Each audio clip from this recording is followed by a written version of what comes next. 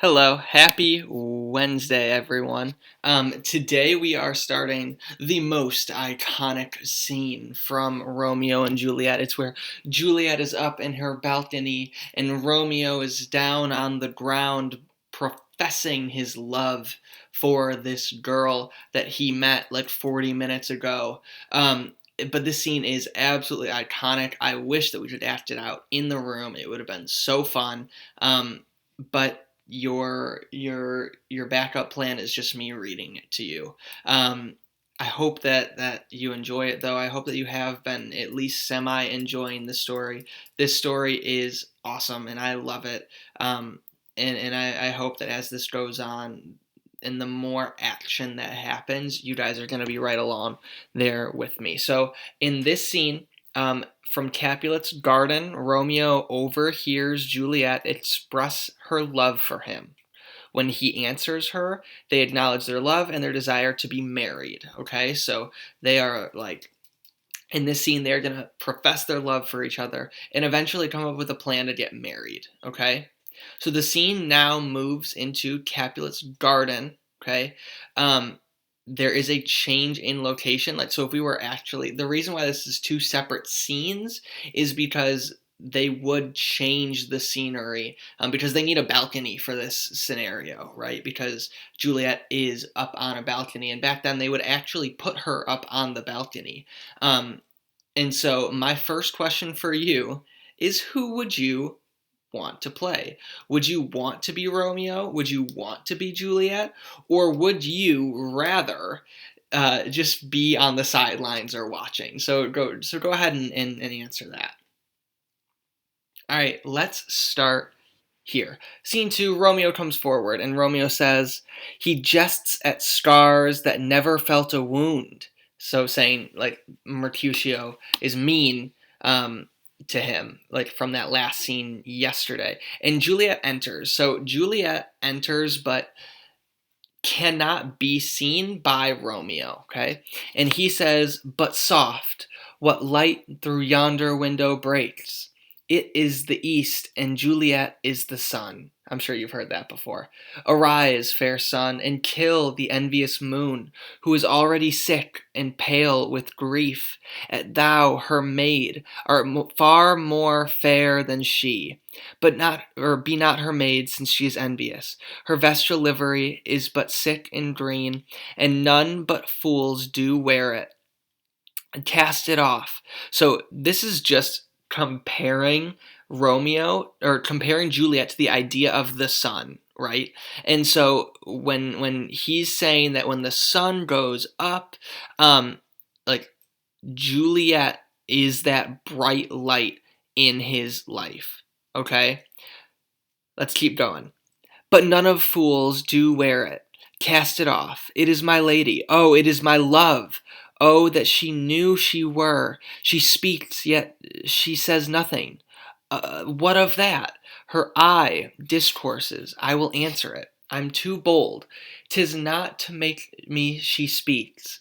Two of the fairest stars in all the heaven, having some business, do entreat her eyes to twinkle in the spheres till they return.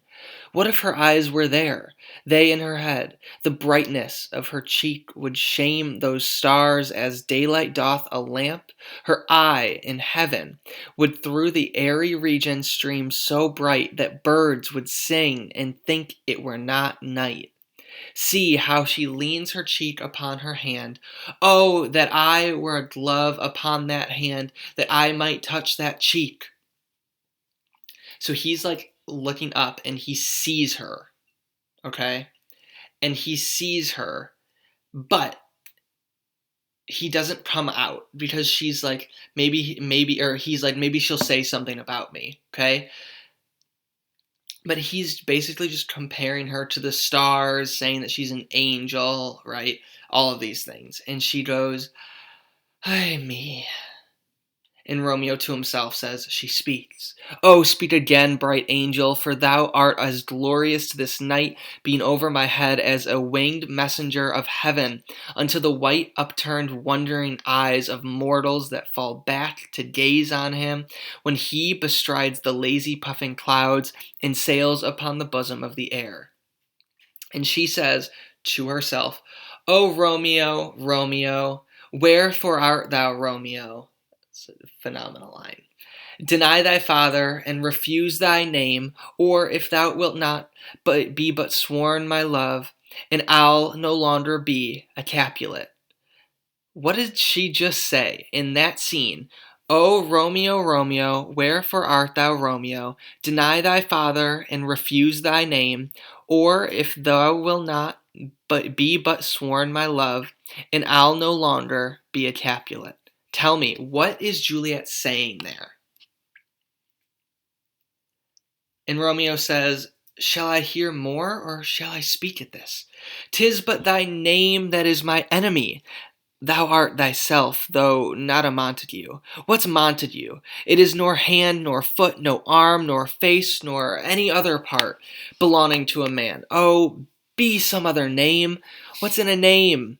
That which we call a rose by any other word would smell as sweet. So Romeo would, were he not Romeo called, retain that dear perfection which he owes without that title.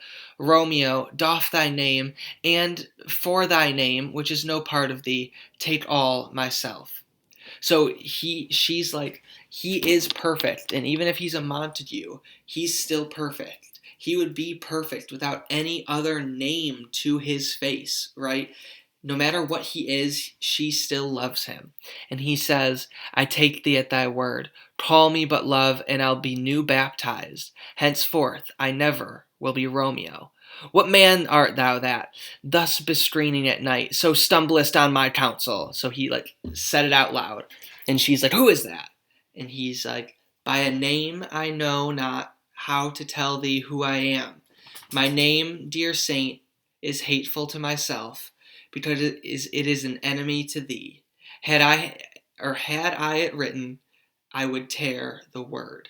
And Juliet says, "My ears have yet not drunk 100 words of thy tongue uttering, yet I know the sound. Art thou not Romeo, and a Montague? Neither fair maid, if either thee dislike. So I can be whatever you want me to be," is what he's saying. "How camest thou hither? Tell me, and wherefore? The orchard walls are high and hard to climb, and the place death, considering who thou art, if any of my kinsmen find thee here. With love's light wings did I overperch these walls, for stony limits cannot hold love out. And what love can do, that dares love attempt. Therefore thy kinsmen are no stop to me." So he's basically saying, like, I love you so much, I'll climb any wall. And he did. He climbed a really tall wall. "I'll fight anyone in order to get to you." And Juliet says, "If they do see thee, they will murder thee. Alack, there lies more peril in thine eye than 20 of their swords. Look thou but sweet, and I am proof against their enmity." And Juliet says, "I would not for the world they saw thee here. I have night's cloak to hide me from their eyes. But thou love me. Let me find me here, or let them find me here. My life were better ended by their hate than death protruded, wanting of thy love." So he's like, I can die now that I have loved. Like, let them kill me. I would die for you. "By whose direction foundest thou out this place?" "By love, that first did prompt me to inquire. He lent me counsel, and I lent him eyes. I am no pilot, yet wert thou as far as that vast shore washed with the farthest sea, I should adventure for such merchandise.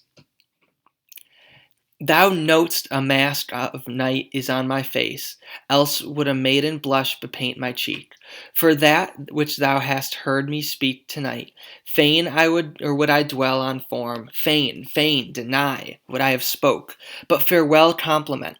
Dost thou love me? I know thou wilt say ay, and I will take thy word. Yet if thou swear'st, thou mayst prove false. At lovers' perjuries, they say Jove laughs. O gentle Romeo, if thou dost love, pronounce it faithfully.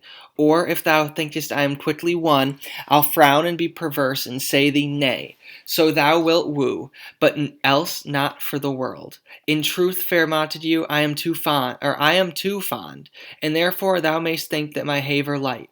But trust me, gentlemen, I'll prove more true than those that have more coin to be strange.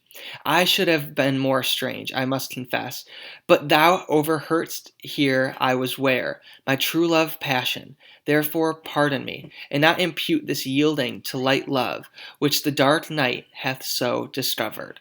That's like a really famous monologue in this story, right? So Juliet's saying, I know that I love you, but please don't take advantage of this. Tell me that you love me. Tell me that you love me for real, and I will believe you. Okay? Like I will trust you, but please do not turn back on that. This idea of like love pushing past boundaries is so like replayed in today's society. So my next question for you is to think of a story that has this sort of storyline to it, right? Where there are two people that are not allowed to love each other, but they do. I want you to give me an example in this question that's about to pop up right here. Go ahead.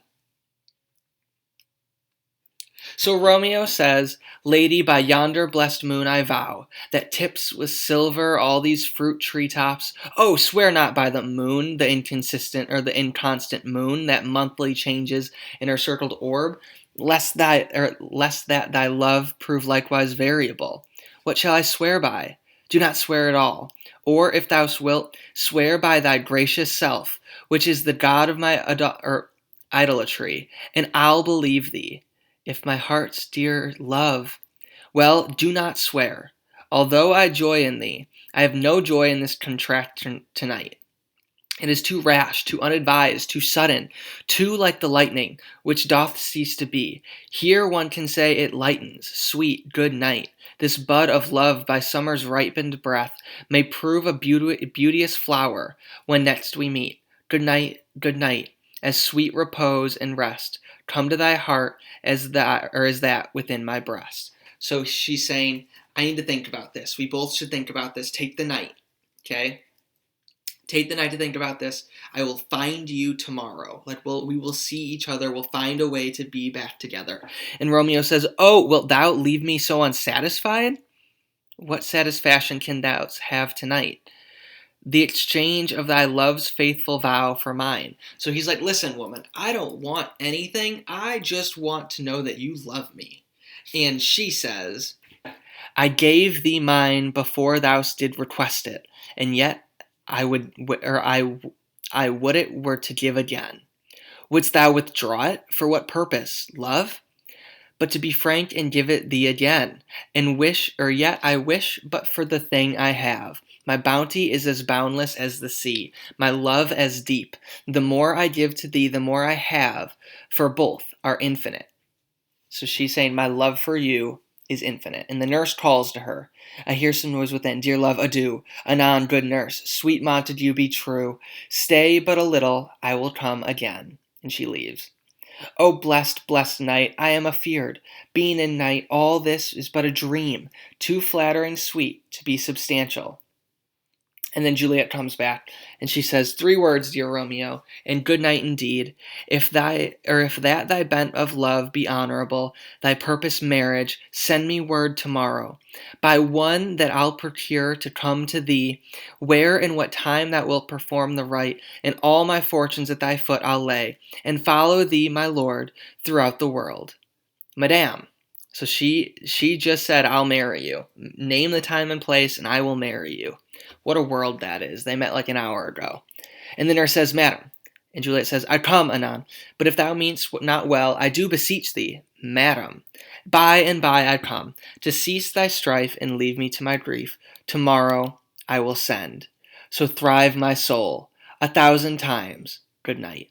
And she leaves. And Romeo says, 1,000 times the worse to want thy light. Love goes towards love as schoolboys from their books, but love from love towards school with heavy looks. And then Juliet comes back, and she's like, "Hist, Romeo, hist. Oh, for a falconer's voice, to lure this tassel gentle back again. Bondage his horse, and may not speak aloud, else I would tear the cave where echo lies. And may her airy tongue, more hoarse than mine, with repetition of my Romeo. It is my soul that calls upon my name. How silver sweet sound lovers' tongues by night, like softest music to attending ears. Romeo, my dear, what o'clock tomorrow shall I send to thee? What o'clock tomorrow? By the hour of 9, I will not fail. 'Tis 20 year till then. I have forgot why I did call back thee, I did call thee back. Let me stand here till thou remember it. I shall forget to have thee stand still there, or still stand there, remembering how I love thy company. I'll stay, or I'll still stay, to have thee still forget, forgetting any other home but this. 'Tis almost morning, I would have thee gone, and yet no farther than a wanton's bird, that lets it hop a little from his hand, like a poor prisoner in his twisted gyves, and with a silken thread plucks it back again, so loving jealous of his liberty. I would I were thy bird. Sweet, so would I. Yet I should kill thee with much cherishing.